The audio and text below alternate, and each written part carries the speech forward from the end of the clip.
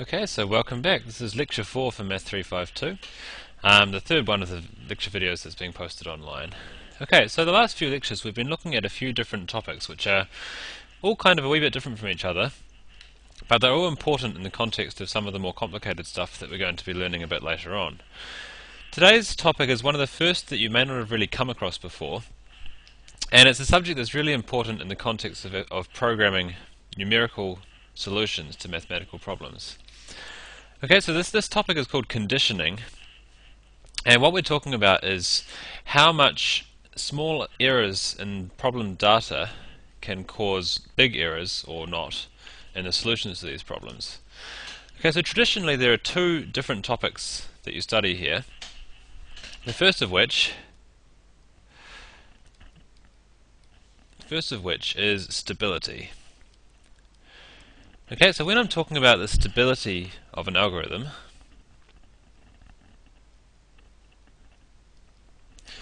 then the question I'm asking is, how likely is my algorithm going to be to inflate errors in my problem data in my final solution? Okay, so stability of an algorithm, how badly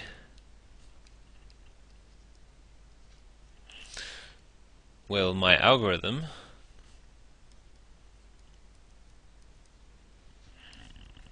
inflate errors in my problem data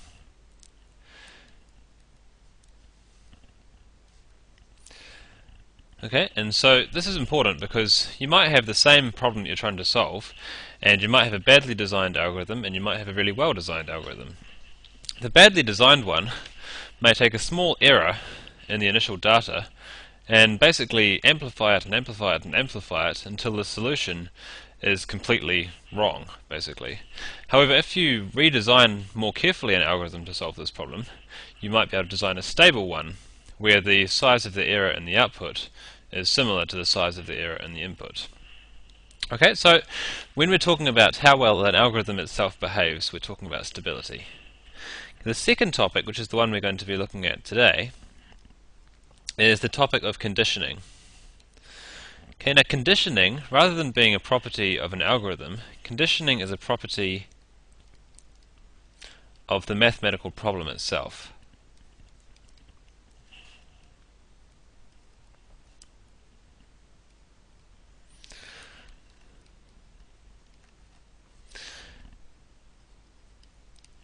Okay, so just for example, if you consider the problem of computing y is equal to 1 over x. Okay, so if a problem is well conditioned, that's a good thing. That means that if there's a small error in x, then that will only lead to a small error in y. For example, with this problem y equals 1 over x, if my value of x is about 10, for example, then a small change in x doesn't change y much.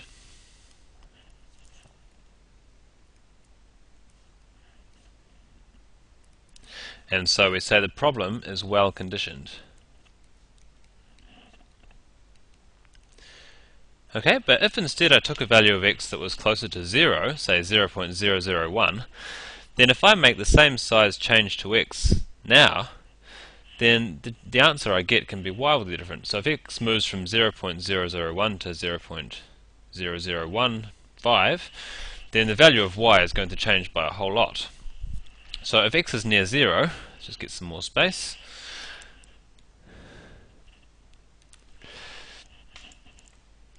So if x is near 0,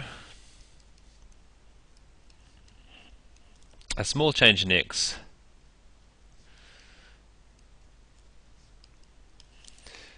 gives a large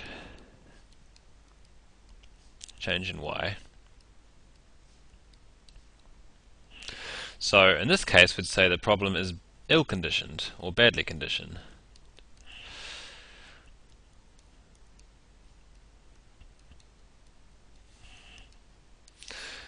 Okay, so you notice this is a property of the problem itself, not the method we use to solve it. So I've said nothing about the way in which we actually implement our division. It's just a property of It's just a natural consequence of trying to calculate 1 divided by a number. Okay, I've got another example for you, this time over in MATLAB.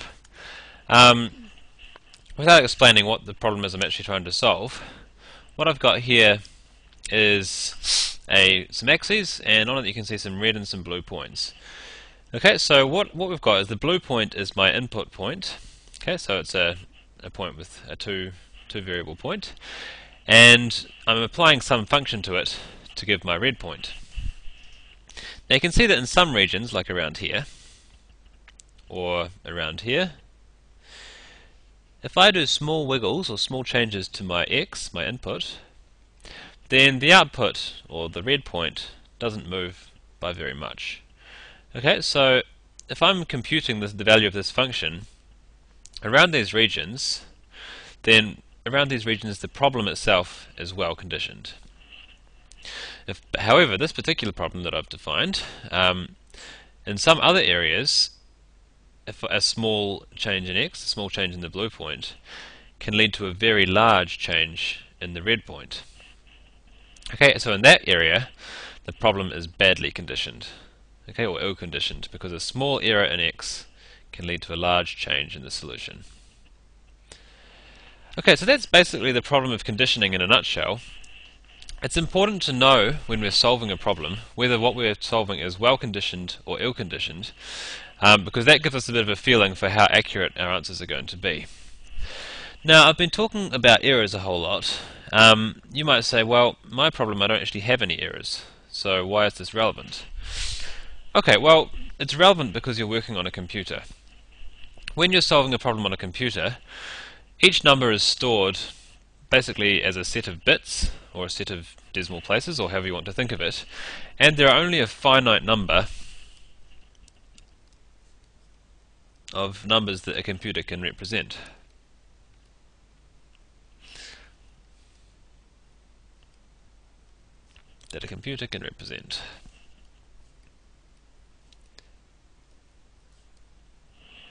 So that means no matter what number you're using, odds are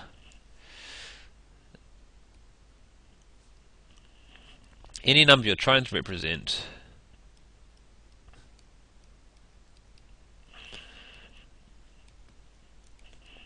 will be rounded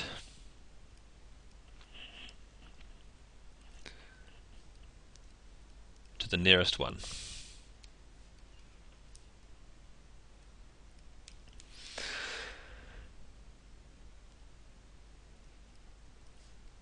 Okay, so some numbers, for example, that a computer can't represent exactly are numbers like 0.1. Okay, it sounds kind of innocuous, but because the computer only really does powers of 2, a number like 0.1 it can't represent exactly. Now, most programming languages use what are called double precision numbers, and in short that basically means that the most accurate you can get is about 16 significant figures. Okay, it sounds like a huge amount, and for most of the time it is, but there's always going to be some kind of error, no matter how accurate you want to be, around about the 16th decimal place in any programs that you're likely to write. Okay, so we've always got these small errors, but some problems can inflate them.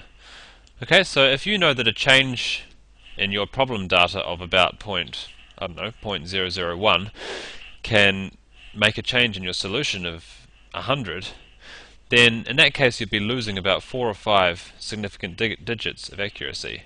And if you were to apply that problem a number of times, then you could end up losing all of the accuracy that the computer can represent pretty quickly. Okay, so it's really important to know about this, and we'll discuss this a little bit more concretely when we do some examples soon. Okay, so let's just put some mathematical language around it. So when I'm talking about a mathematical problem, I'm being quite general. I'm basically talking about a problem which we can think of as a function that has some input data, does some mathematical process to it. That might be solving a differential equation, or multiplying by a matrix, or just multiplying by 2. Doesn't really matter. They're all problems, and it gives me some output data, y. Okay, and we assume that the input data is an element of some vector space capital X, and that the output data is an element of some other vector space y, which may be the same. Okay, so a well-conditioned problem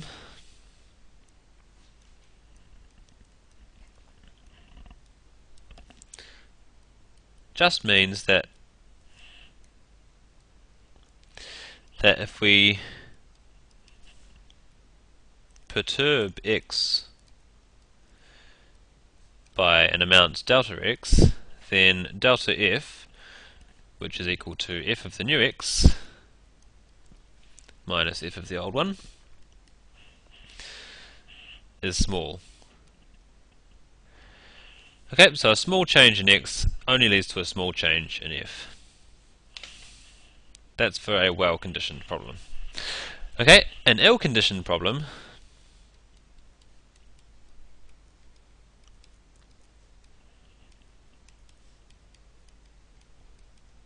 well, what does that mean?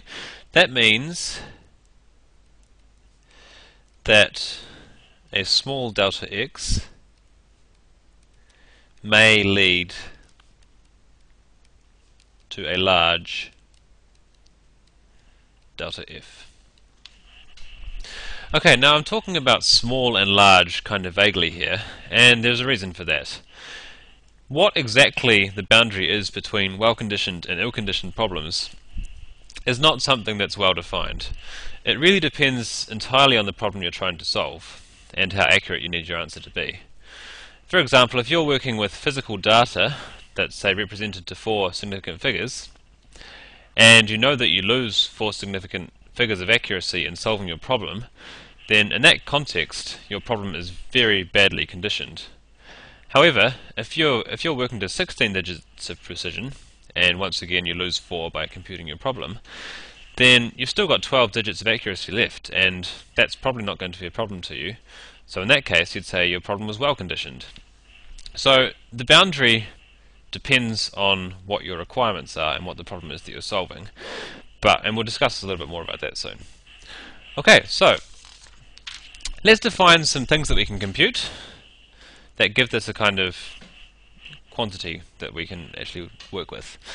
Okay, so the first type of condition measurement or condition number is what's called the absolute condition number. Okay, so once again we've got the same x's and f's that we had before, and if we've got a small perturbation in x, delta x, then our absolute condition number measures how much delta f changes. Now we're just going to measure how much it changes in some norm, and we're going to look at the change in x in some norm as well. And the largest possible ratio of those is our absolute condition number. Okay. So a condition number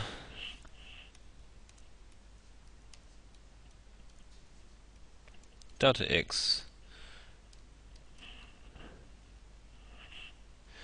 Okay, a couple of little notes here. Just mathematical technicality. I'm saying the supremum or the maximum over delta x. I'm also making the assumption here that both delta x and delta f are infinitesimal. Okay, so we're only working in very small delta x's and delta f's, and it's the ratio of those that gives us our condition number. Okay, so we can make this even more precise if our function is differentiable. So if f is differentiable, it means we can compute its Jacobian. So just in case you haven't come across this before anywhere, the Jacobian of a function is basically the matrix of its partial derivatives. So that's df1 by dx1, df2 by dx2, dfn by dxn, sorry. Oh, what am I doing? I'm getting them all backwards. Sorry, try that again. That should be df1, and that should be df1 as well. Okay, then we work down df2, dx1, df2, dx2, etc., etc., df2, dxn, all the way down to dfm.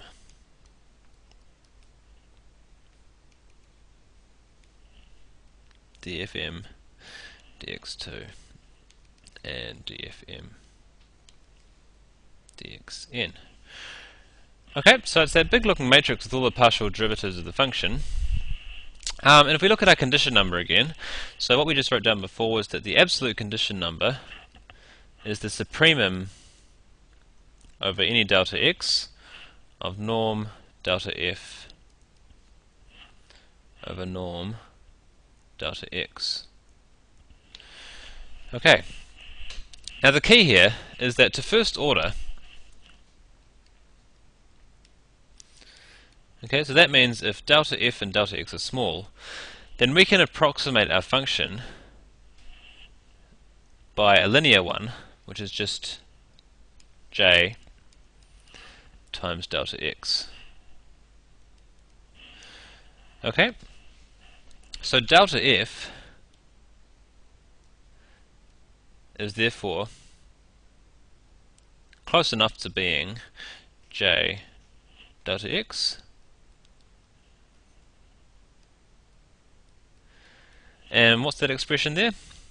Well, that's just the definition of the norm of j. Okay, then just remember the norm of a matrix is the greatest amplification it can do over all the different possible directions.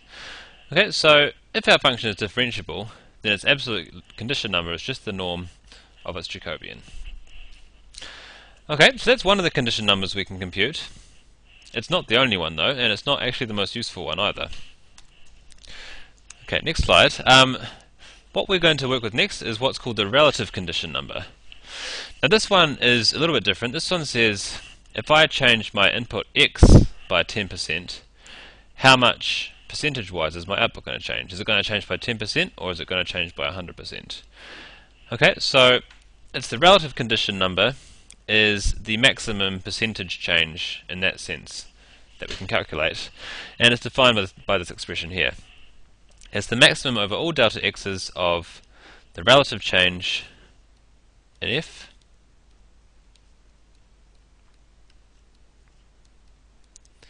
obviously in f I mean by in its norm, divided by the relative change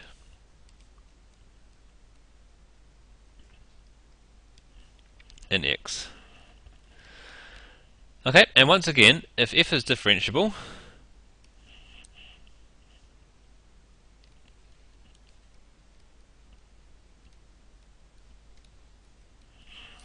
well, we can write this down. So we can say, so kappa is the supremum over delta x. I'm just going to rearrange my fractions a bit here, so it's norm delta f over norm delta x times norm x over norm f of x. Okay, just rearranging my fractions slightly. Now the only bit that's going to vary as I'm taking this supremum or this maximum is that left hand component here, and that's just the, as we discovered before, that's just the norm of the Jacobian. Okay, so if our function is differentiable, that bit there is the absolute condition number, which is the norm of the Jacobian, and then we scale that by norm x over norm f of x. Cool. Okay, so that's basically all our definitions. We've got one more slide on this, but I think I just did what was supposed to be on there, so that doesn't matter at all. So these are the definitions of our condition numbers, but obviously it's one thing to define them, it's quite another to actually compute them for a real problem. So we'll warm up by doing some simple examples. We'll look at some relatively straightforward mathematical problems to start with. The first one, find the relative condition number kappa of the problem f maps x onto x over 2. Okay, so just in plain terms, that's just the problem of dividing a number by 2. Well, we pull out our definition, so that's a differentiable function with a derivative of a half, so we can use our formula for the differential one.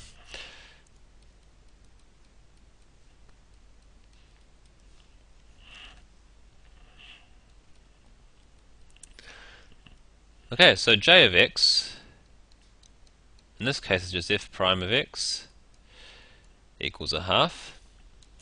Okay, so the norm, or the absolute value of j of x is just a half. The norm of x is just the absolute value of x. And the norm of f of x is the absolute value of x over 2. Okay, and what does that boil down to? Well, that just equals 1. Okay, a condition number of 1 means a very well-conditioned problem. So this is a well-conditioned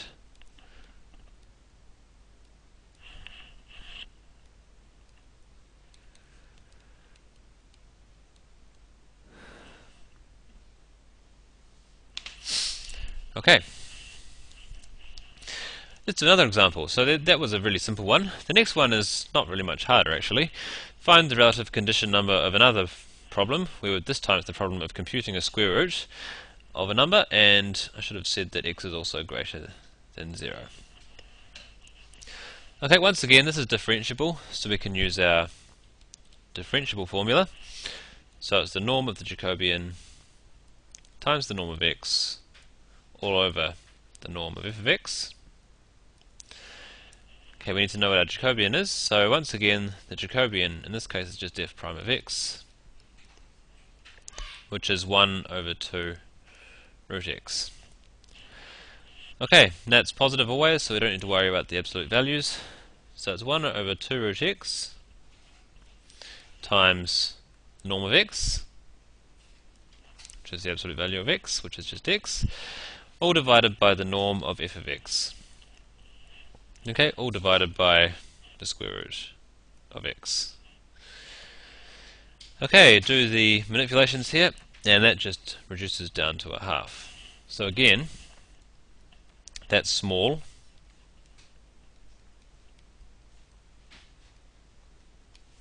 So we have a well-conditioned problem.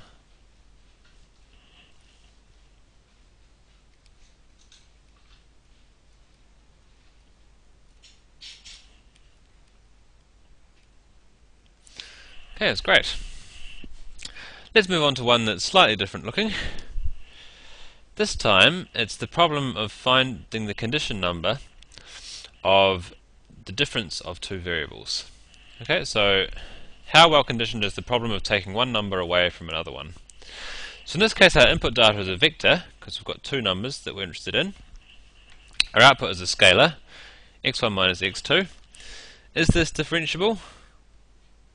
Well, have a think about that. Yes, it definitely is. Okay, so we need to know what its Jacobian is. Okay, so the Jacobian in this case is equal to df dx1 df dx2, which is the matrix 1, negative 1, which is a row. Okay, so our condition number is the norm of the Jacobian, and this time we're going to work on the infinity norm. So far our norms have just been whichever one we wanted them to be. This problem it's a little bit easier to work with the infinity norm, or a little bit clearer.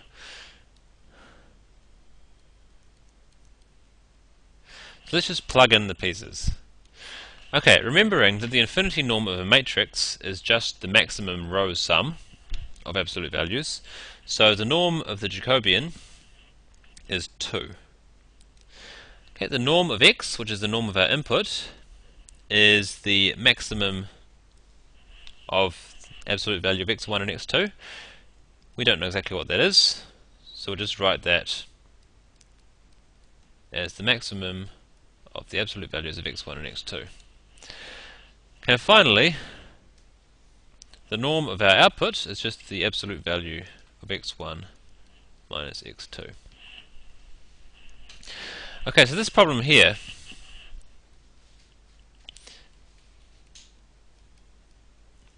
in some areas it's well conditioned and in some areas it's ill conditioned. Why is that? If you look at the expression, remember that the well conditioned regions are where this condition number is small. Ill-conditioned regions of the problem are where the condition number is large. So we can see that the problem is going to be ill-conditioned, or badly conditioned,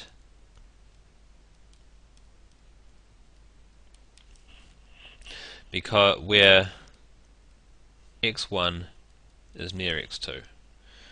Okay, if x1 and x2 are nearly equal, then we're going to end up with something very small on the bottom of our fraction there, and so we'll have a badly conditioned problem. Okay, and that kind of matches up with our intuition as well. You may have heard of cancellation error when you're working with numerical problems. Okay, so whenever you are programming a numerical algorithm, you've got to be really careful of one thing in particular. If you're doing subtractions of two numbers, you have to make sure that your numbers are not going to be very similar in size. Because, for example, if you've got two numbers which are represented accurately to, say, 4 decimal places, and we've got one number, so x1 equals this, x2 is equal to... Okay, so these numbers, x1 and x2, are both represented to a high degree of accuracy. But if for some reason you end up taking them away from each other, then what you end up getting is just however they differ in the last decimal place. So 0.0001, or negative. Okay, so if I made a small change to x1, okay, so I rounded it the other way, for example, then my answer x1 minus x2 can change by a huge amount. Okay, so this is called cancellation error.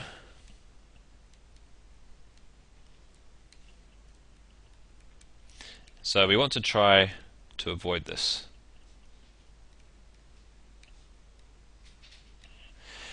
Okay, so those are a few simple problems, but as you may have guessed, that's not where it's going to end this lecture. We're going to go into some slightly more complicated ones that are very relevant to what we're going to be studying. Okay, so this course is a linear algebra course, and so we're dealing with matrix vector problems a lot. Okay, so the first one is a really important one. So we're considering the problem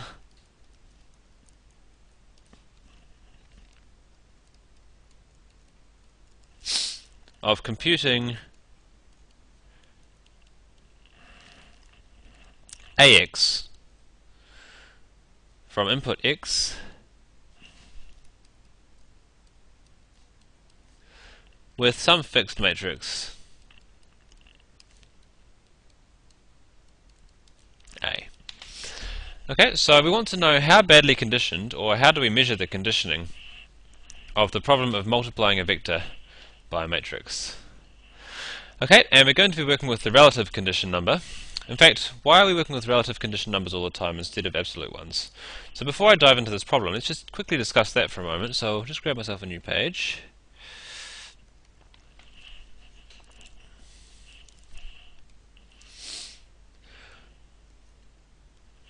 So why are we working with relative condition numbers? Okay, so all the examples I did before used relative condition numbers, and I'm going to continue to do this. Okay, so this once again comes down to the way in which numbers are represented on our computer. So if we've got a number,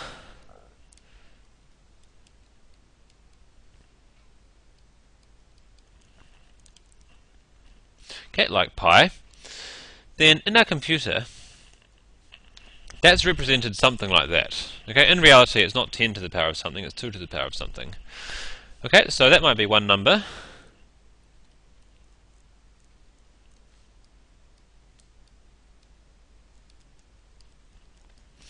Okay, so another number might be 2.6 times 10 to the negative 3, or 1.8287 or 37 times 10 to the 8.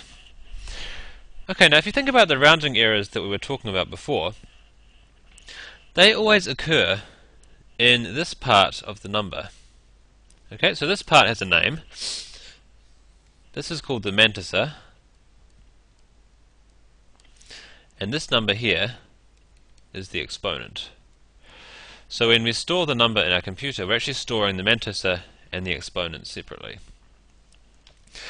So if we have some kind of rounding error, that error is always in the mantissa. Okay, so the absolute size of the error, however, depends on what the exponent is. So an error in decimal place number 5 here corresponds to an error of 1,000, absolutely. But if my exponent was -8, then an error in the 5th decimal place in my mantissa would be an error of size 10 to the -15. Okay, so the size of the error depends on what the exponent is. So the error itself is actually a relative error. It's what percentage of the mantissa the error is. Okay, so errors, the magnitude or the size of errors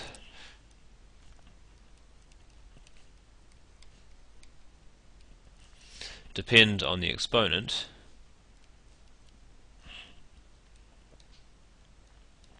which is stored separately.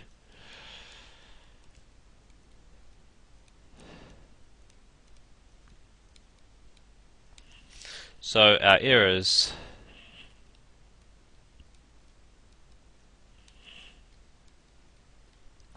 are relative errors. Okay, because they always depend on the size of the exponent. Okay, that's why we always use relative condition numbers, because we're always working with problems that naturally have relative errors in them. Okay, so back to our problem. We've got the problem of computing a times x with a fixed matrix A. So we're looking at how much AX can change with small errors in x. So once again, we'll pull out a definition. So kappa is the supremum over delta x of delta f, which in this case is ax plus delta x minus ax. Okay, a times the new x minus a times the old x. And it's a relative change, so we've got to divide that by norm ax. And that whole thing gets divided by the relative change in x. Okay, I'll put some brackets around that too. Okay, so we're going to have an ax minus ax in that norm there. So that equals the supremum over delta x of norm a delta x. And I'll just rearrange my fractions a little bit once again. Divided by delta x, all divided by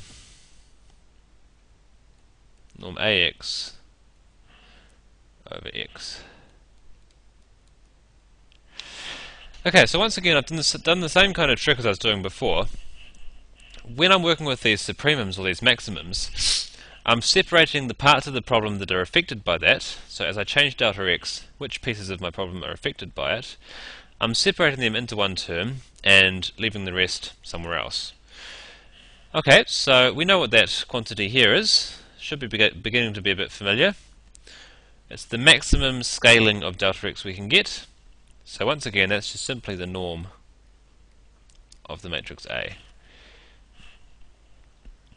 Okay, so it's times, and just finally rearranging my fraction one more time. That's what it looks like. Okay, we could stop there. So for a given value of x, that is the condition of the problem. However, sometimes we might not really care exactly what x is. We might just want to know what our condition number is in the worst case. So to find worst case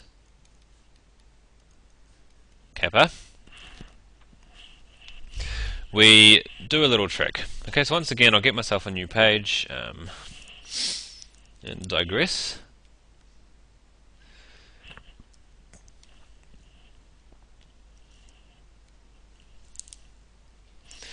Okay, just wait for this to come back to life. Okay, so remember when we were defining a norm of a matrix, just to recall, so we're doing a little aside here. The norm of a matrix A, we just said that was the supremum over delta x of norm, in fact I'll just make it x now, norm AX over norm x.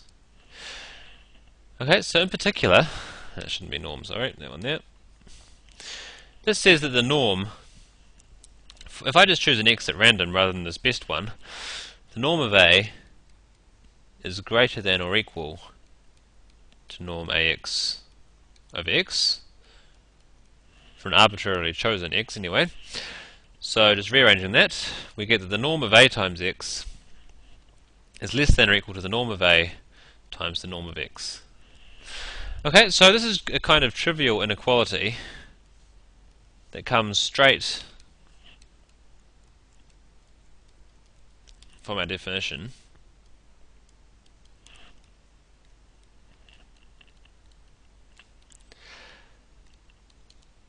But it turns out to be one that's really useful. Okay, what I'm going to do here is I'm going to use, for our problem that we're working on, I'm going to do this little trick here. So norm of x, I'm going to assume for the time being that our matrix A is square and invertible. So that's equal to the norm of A inverse times A times x, yes? And using the identity that I just showed you now, that's equal to the norm, or less than or equal to the norm of A inverse times the norm of AX. Okay, so I can just basically plug this expression here in for my norm x here, and that will cancel out my AX term and leave me something that's independent of x. Okay, so that's less than or equal to norm A times norm A inverse times norm AX, all divided by norm AX. Okay, and we can just cancel off those bits to be left with that inequality there. So kappa is always less than or equal to the norm of A times the norm of A inverse. Okay, and I'll make one final note here. This inequality is sharp.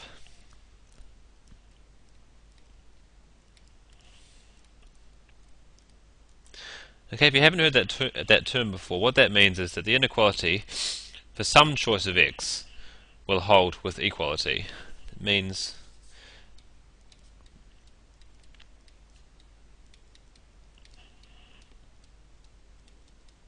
for some x.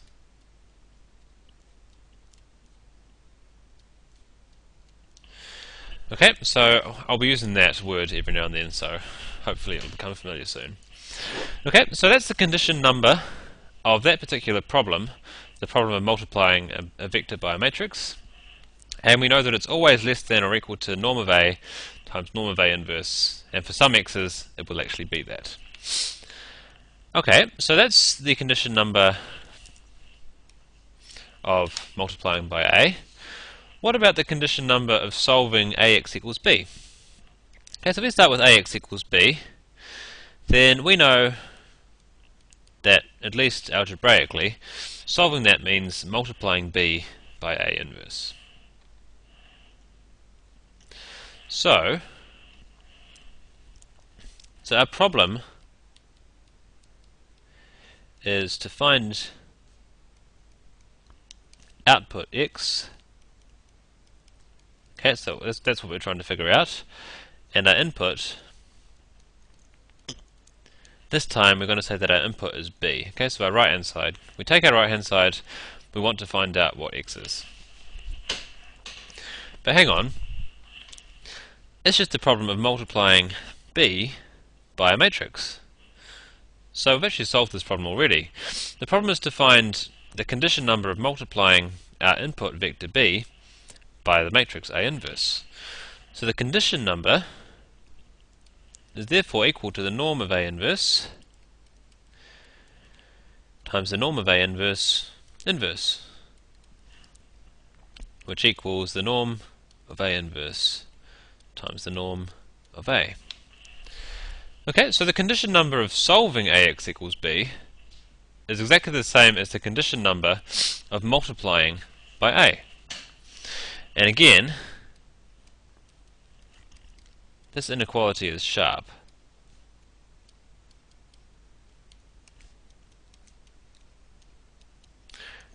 for some choice of B, the condition number will be exactly equal to norm A inverse A. Okay, so there's two problems, both of which have exactly the same condition number, and that's not actually a coincidence. Okay, so this number appears so often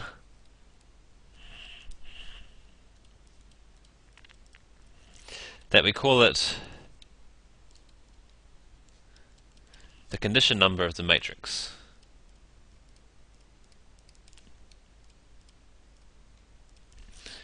Kappa of A of the matrix. Okay, now I'm being a bit sloppy here, but just so you know, that is not actually a K, it's a Greek kappa, and if I was drawing it a bit more carefully, it looks a bit more like that, kind of curvy looking. Okay, kappa. Okay, so pretty much regardless of the problem that we're solving, that is going to be the condition number if we're using that matrix A, and that's why we call it that. Okay, so we'll look at one more problem. Condition of a system of equations. So once again we're going to solve the same problem as before. Okay, so we're looking at solving x, but this time we'll look at it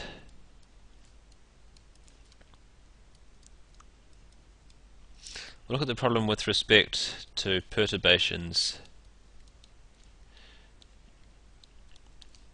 in A. Okay, so we're going to see how much can my solution x change if I change my matrix A. Okay, because the matrix A might be physical measurements of something, and physical measurements of course have some degree of uncertainty to them. So we do need to consider the case where a matrix may not be fixed. It might itself be subject to errors. Okay, so if we change A by an amount delta A, then what can we do? Well, if we change A by a little bit, then x will change by some amount as well. So we'll have this new set of equations, or this new system, A plus delta A times x plus delta x, and it's still going to equal B. Okay, so let's expand this out. So we're going to have AX plus A delta x plus delta A x plus delta A delta x equals B. Okay, we know that AX is just equal to B, so we can just replace it with B there.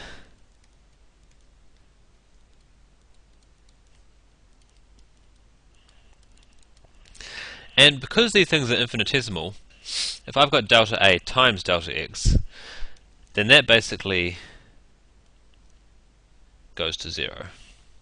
Okay, so this thing is going to be hugely smaller than the rest of the terms there, so we can just get rid of it. So that's equal to B, and we can subtract B off both sides to give us A delta x plus delta AX equals 0. Or, remembering we're looking at how x changes relative to A, we can solve for delta x.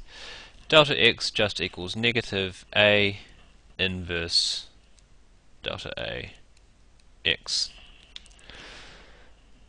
Okay, once again we can take the norm. So taking the norm, delta x is less than or equal to the norm of A inverse, the norm of delta A times the norm of x. That's just the inequality I used before, twice.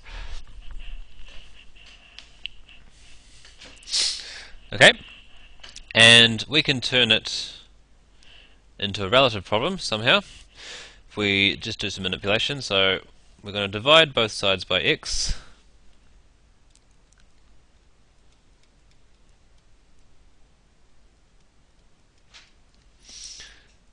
is less than or equal to norm of A inverse, norm delta A. And remember, to make it into a condition number, we need to have the relative change in x divided by the relative change in a. Okay, so to do that, we just need to go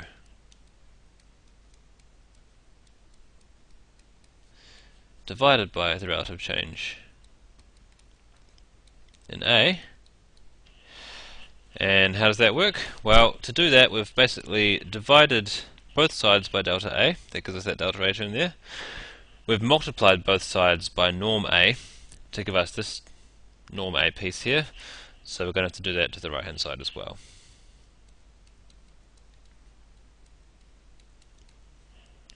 Okay, which is equal, once again, to the condition number of a itself. Okay, so that's really interesting. So no matter what we're perturbing, whether it's x, whether it's b, or whether it's a, the condition number of this problem is always given by the condition number of the matrix itself, which is the norm a times the norm of a inverse. Okay, so one last thing we need to say. So I'm talking about conditioning, but practically speaking, what can we take away from this? Okay, so practical outcome.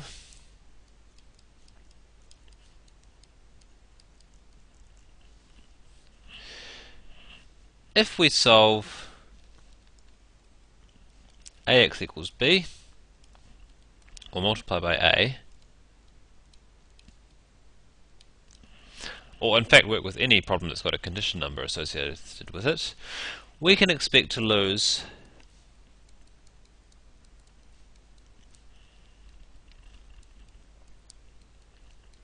log of the condition number digits of accuracy. Okay, so for example, if kappa was equal to 10,000, then we would lose, multiplying by a, loses 4 significant figures of accuracy. Okay, so if you multiply by a twice in a row, you'd lose 8 significant figures. And so you can see that some things you can do with these matrices, if you're not very careful, you can end up losing a lot of your accuracy very quickly. Okay, so a condition number of 10,000 would, in most cases, be regarded as a fairly poorly conditioned matrix. Usually, well-conditioned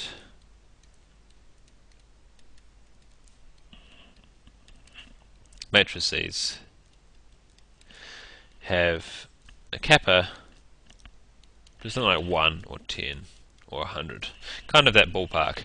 Once you get above that, you're heading towards ill-conditioned territory. Okay, finally, if you want to work out a condition number in MATLAB, then it's quite straightforward. Let's just get rid of that demo from before. If I want to work one out, so I've got a is equal to rand, just have a random matrix, then all I have to do is use the command cond for condition number. So the condition number of a doesn't usually take that long. In this case is 10. Now if you don't give it any arguments other than just the matrix, it'll work out the condition number in the 2 norm. If you want to use the infinity norm, you can, or the 1 norm, you can. Okay, so the condition number is very easy to compute in MATLAB if you want to use it. Okay, I think that's about all we're going to do tonight, so I will look forward to seeing you again in class soon. Have a good one.